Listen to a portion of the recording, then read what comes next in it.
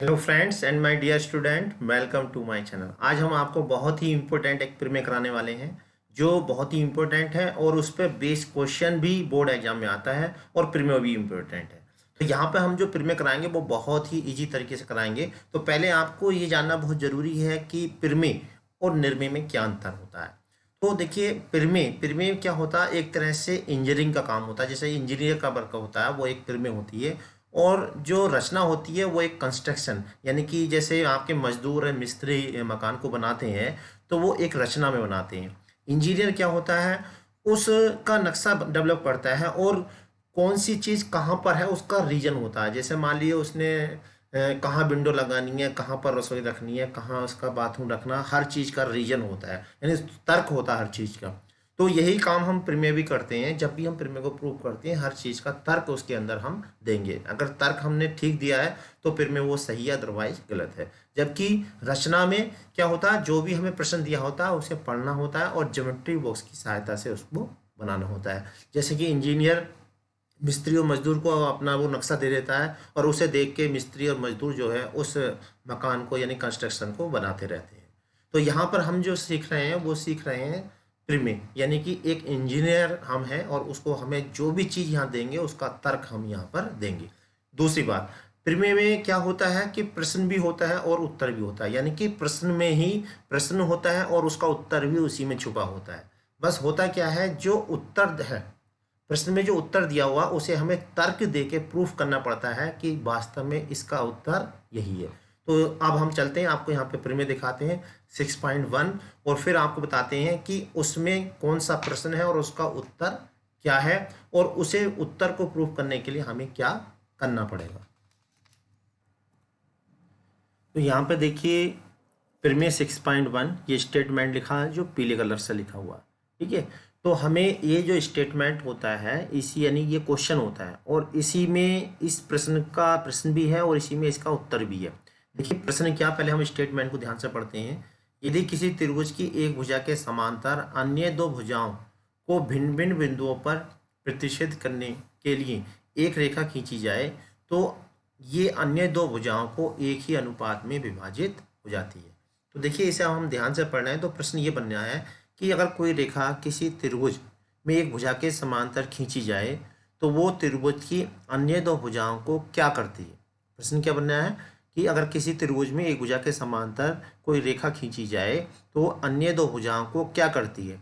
तो उत्तर क्या है, समान अनुपात में बांटती है। तो देखिए प्रश्न भी है इसमें और उत्तर भी है। अब बस क्या करना हमें, इस प्रश्न का जो हमने उत्तर अभी बताया है उसको तर्क देके प्रूफ करना है, ठीक है। तो इसमें देखिए 5, 1, 2, 3, 4, 5 ये 5 पॉइंट हैं जो कि हर प्रीमे में आपको लिखने हैं, ठीक है। तो ये पॉइंट आप अच्छे से लर्न कर लीजिए। सबसे पहला कथन दिया है, सिद्ध करना है, रचना और उत्पत्ति। तो कथन में क्या आता है, देखिए कथन में क्या होता है, जो भी आपको प्रश्न दिया होता है इसके या तो ये पूरा पूरा यहाँ पे उतार दें और अगर आप पूरा ना उतारना चाहें तो शुरू के 2 वर्ड उतार दें और लास्ट के 2 वर्ड यहाँ पे ऐसे करके लिख दें, ठीक है। उसके बाद दूसरा आता है दिया है। दिया में जो अभी हमने प्रश्न बोला था वो दिया में आता है। तो यहाँ पे प्रश्न क्या था कि डी जो है वो बीसी के समांतर है। क्या है प्रश्न इसमें कि जो डी है वो क्या किसके समांतर है, बीसी के समांतर। ये प्रश्न हो गया। अब इसमें सिद्ध करना है, सिद्ध करना है यानी कि जो उत्तर हमने बताया था सिद्ध करना, ए डी बटा D B is equal to A E upon E C, ये हमें प्रूफ करना है, ठीक है। यानी कि जो प्रश्न है वो तो दिया हो गया, जो उत्तर होगा वो सिद्ध करना हो गया। अब रचना में क्या करना होगा, रचना में देखिए इस चीज़ को प्रूफ करने के लिए जो हमें दिया हुआ है इसकी हेल्प से जो हमें सिद्ध करना है, इसको प्रूफ करने के लिए जो भी काम एक्स्ट्रा होगा वो सब रचना में आएगा।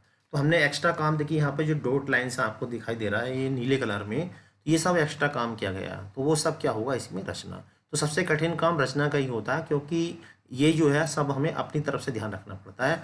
दिया है सिद्ध करना ये तो हमें यहीं प्रश्न से मिल जाता है, लेकिन ये रचना वाला काम अपनी तरफ से करना होता है। तो इसलिए ये मैं इसको सबसे कठिन मानता हूँ।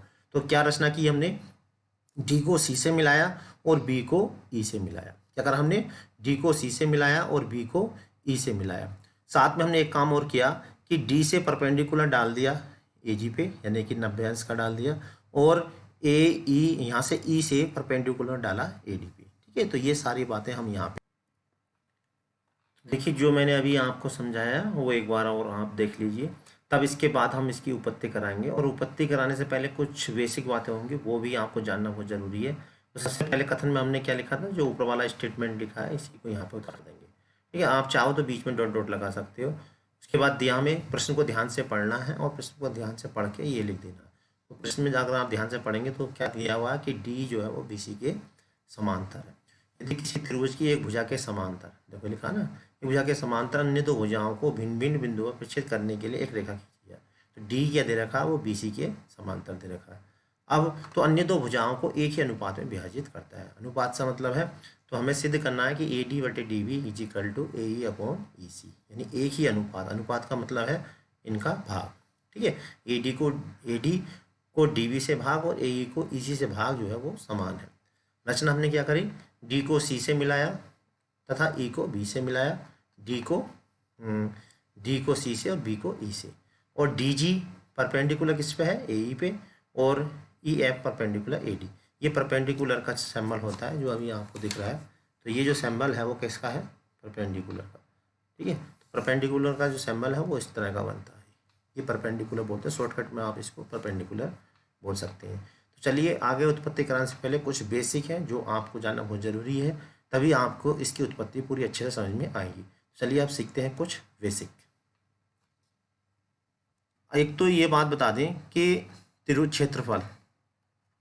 क्षेत्रफल को, जैसे क्षेत्रफल ये लिखना हमें, त्रिभुज ऐसे मान लीजिए, त्रिभुज ए बी सी का क्षेत्रफल। ठीक है, तो इसको शॉर्टकट में लिखना हो तो हम जो लिखेंगे ये लिखेंगे बस केवल A R A B C. ठीक है, ये वाली बात दिमाग में डाल लीजिए, यानी त्रिभुज ए बी सी के क्षेत्रफल को पूरा इतना लंबा ना लिख के हम शॉर्टकट में क्या लिखेंगे, A R A B C. ठीक, दूसरी बात, अब देखिए हम जानते हैं त्रिभुज का क्षेत्रफल, अगर हमें त्रिभुज इस टाइप का दे रखा है और उसका हमें इसका क्षेत्रफल निकालना, मान लीजिए ये ए है, ये बी है और ये सी और डी, तो त्रिभुज का क्षेत्रफल यानी कि A R A B C बराबर क्या होता है, 1/2 आधार इसका हो जाएगा बी सी और ऊंचाई हो जाएगी इसकी ए डी। ये फॉर्मूला, इस फॉर्मूले का यूज इसके अंदर होने वाला है। ठीक है, तो ये फॉर्मूला आपको याद होना चाहिए। साथ में अगर त्रिभुज इस टाइप का दिया हो, जैसे मान लीजिए ऐसे दिया त्रिभुज, अब हमें इसका क्षेत्रफल निकालना। ठीक है, तो यहाँ पे ये ए और ये कितना बी और सी, तो लंब क्या होगा आपके लंब, अगर ए इस टाइप का ट्रायंगल है तो लंब जो होगा वो बाहर की साइड में जाएगा। ठीक है, यहाँ लंब क्या आ रहा था, बीच में आ रहा था, इसमें लंब कहाँ जा रहा है, बाहर आ रहा है। फॉर्मूला यही रहेगा 1/2 B C into A D. ठीक है, तो ये जरूरी नहीं है कि जो लंब है वो अंदर रहे त्रिभुज के, वो बाहर भी हो सकता है। अगर बाहर है तब भी हम ए डी ही लिखेंगे। तो ये इन फॉर्मूले का यूज होगा और साथ में क्षेत्रफल को हम ऐसे लिखेंगे। साथ में एक प्रमेय हमने 9th में पढ़ी ये थी कि अगर किसी एक ही आधार और एक ही समांतर रेखा के बीच हम दो त्रिभुज बनाए इस तरह के, तो इनके जो क्षेत्रफल होते हैं आपस में बराबर होते हैं। यानी इसका क्षेत्रफल और कौन सा वाला, ये वाला, मैं अलग कलर से दिखा देता हूँ, ये वाला, ये क्षेत्रफल जो होते हैं आपस में कैसे होते हैं, बराबर होते हैं। ठीक है, एक ही आधार और समांतर रेखाओं के बीच बने त्रिभुज के क्षेत्रफल बराबर होते हैं। चलिए अब मैं इसी को और आगे आपको दिखा देता हूँ। ठीक, तो यहाँ पर देखिए इसकी उत्पत्ति अब हम कर रहे हैं यहाँ पे। तो जैसा कि हमने अभी बता दिया था, तो उत्पत्ति करने के लिए सबसे पहले हम लिखेंगे त्रिभुज ए डी ई। ठीक है, त्रिभुज ए डी ई और त्रिभुज डी ई सी में किस में लिखेंगे, त्रिभुज ए डी ई तथा त्रिभुज डी ई बी में, अब देखिए इसमें क्या करेंगे, हम इसमें निकालेंगे, इसको डिवाइड करेंगे, त्रिभुज ए डी ई का क्षेत्रफल अपॉन त्रिभुज डी ई बी का क्षेत्रफल। डिवाइड क्यों करेंगे, त्रिभुज इसलिए करेंगे, तो ऐसा हमने शॉर्टकट में बताया था, A R A D E upon A R का मतलब क्षेत्रफल, जैसा कि अभी हमने बताया था बी डी ई। तो ए डी ई कितना है, 1/2। अब देखिए ए डी ई जो दिख रहा है इसका आधार कितना है, ए डी। ठीक है, और ऊंचाई कितनी है इसकी, ये एफ ई क्या होगा, इसकी ऊंचाई होगी, एफ ई लिख दो या ई एफ लिख दो, बात एक ही है। अब इसी तरह से जो बी डी ई है इसका आधार कितना है, बी डी है, 1/2 बी डी, और ऊंचाई कितनी होगी इसकी, देखिए ये जो लंब है इसका बाहर जा रहा है, ठीक है, तो जैसा कि अभी हमने बताया तब भी वही रहेगा लंब, यानी कि एफ ई ही रहेगा। अब देखिए 1/2 से 1/2 कैंसिल हो जाएगा, ये कैंसिल हो जाएगा, और कितना आ गया ये डी अपॉन बी डी, ठीक है। इसे इक्वेशन डाल देंगे फर्स्ट। बिल्कुल इसी प्रकार से अब इस साइड में तो दूसरी वाली साइड में क्या लिखेंगे, ए आर, पहले ये लिख लेंगे ट्राइंगल ए डी ई तथा ट्राइंगल कौन से में, डी ई सी में, डी ई सी में, ठीक है।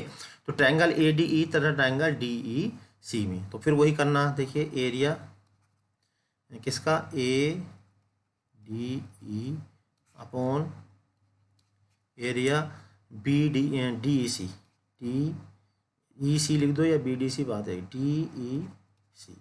क्या होगा फॉर्मूला भाई 1/2, इसका तो आधार कितना हो जाएगा, इधर से आधार हो जाएगा इसका ए ई, और ऊंचाई हो जाएगी इसकी डी जी, ठीक है। अब नीचे वाले का देखिए जरा, इधर वाले का, नीचे वाले इस वाले डी ई सी का, तो डी ई सी का क्षेत्रफल क्या होगा 1/2, आधार कितना है ई सी, और ऊंचाई कितनी है इसकी डी जी। तो यहाँ भी देखिए डी जी से डी जी कैंसिल हो गया, 1/2 से 1/2 कैंसिल हो गया, और ये आ गया ए ई अपॉन ई सी, ठीक है। अब जरा ध्यान से समझना, अब यहाँ पे ये हम जानते हैं कि ये वाला त्रिभुज देखिए, ये वाला डी ई बी, ये दिख रहा है आपको, और डी ई सी एक ही आधार बी सी और एक ही समांतर रेखा के बीच बने हैं, जैसा कि मैंने अभी आपको बताया था। तो इन दोनों के जो एरिया होंगे वो बराबर होंगे, यानी क्या होगा, एरिया बी डी ई बराबर होगा एरिया डी डी ई सी, ठीक है।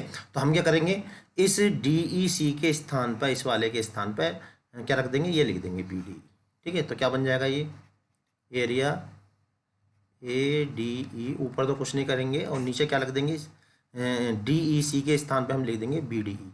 क्यों, क्योंकि ये दोनों एरिया आपस में कैसे हैं, बराबर हैं, बी डी ई, और इजिकल टू कितना आया, राइट वाली साइड ऐसे उतार देंगे ए ई अपॉन ई सी।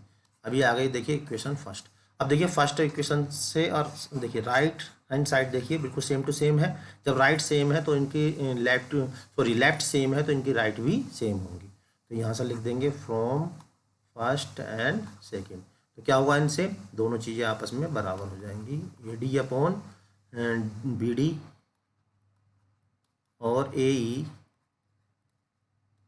अपॉन ई सी, ठीक है। और यही हमें प्रूफ करना था, ठीक। तो इसी को मैंने देखिए थोड़ा साफ साफ राइटिंग में लिख दिया है, करा यही है जिससे आपको समझ में आ जाए, जिससे आपको अगर आप इसे नोट करें तो आपकी समझ में आ जाए। और एक बात और बता दें, देखिए ये बिल्कुल साफ साफ मैंने बिल्कुल सेम वही है जो अभी आपको समझाया, पूरा ऐसे किया। देखिए एरिया ए डी ई, तो ये यहाँ देखिए 1/2 से 1/2 कैंसिल हो गया, ये कैंसिल हो जाएगा और 16 का जाएगा ये। तो मैंने थोड़ा साफ साफ ये लिख दिया है जिससे आपको समझ में आ जाए। तो ये इक्वेशन हमने फर्स्ट डाल दी। अब इसी तरह से देखिए यहाँ भी ये काट दिया था हमने, ठीक है, बिल्कुल वही है। तो यहाँ पर अगर आपको इसके सॉल्यूशन का पीडीएफ चाहिए तो हमने एक ग्रुप बना रखा है, आप हमारे उस ग्रुप से जुड़ के इसका पीडीएफ भी ले सकते हैं सॉल्यूशन का, और आराम से नोट्स बना सकते हो। तो डिस्क्रिप्शन बॉक्स में लिंक दे रखा है उसका, तो आप उस लिंक से इसका पीडीएफ भी हमसे ले सकते हैं। अभी देखिए ये लाइन भी मैंने लिख दी जो अभी आपको बताई थी, ठीक है।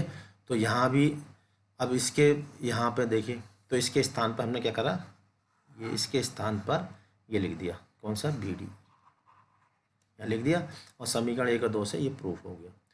तो देखिए ये प्रमेय हमने इसमें आपको बहुत ही आसान तरीके से करा दी है। मैं समझता हूँ आपको समझ में आ गई होगी। और इसका आपको पीडीएफ चाहिए तो डिस्क्रिप्शन बॉक्स में लिंक इसका दे रखा है, आप वहाँ से इसका पीडीएफ भी, सॉल्यूशन भी, इसके सॉल्यूशन का पीडीएफ भी ले सकते हैं। इसके बाद हम कराएंगे एक्सरसाइज। अगर आपने ये प्रमेय अच्छे से समझ ली तो क्वेश्चन करने में आपको कोई भी प्रॉब्लम नहीं आने वाली। अगली वीडियो तक के लिए आप हमारे चैनल बने रहें। तब तक के लिए जय हिंद, जय भारत।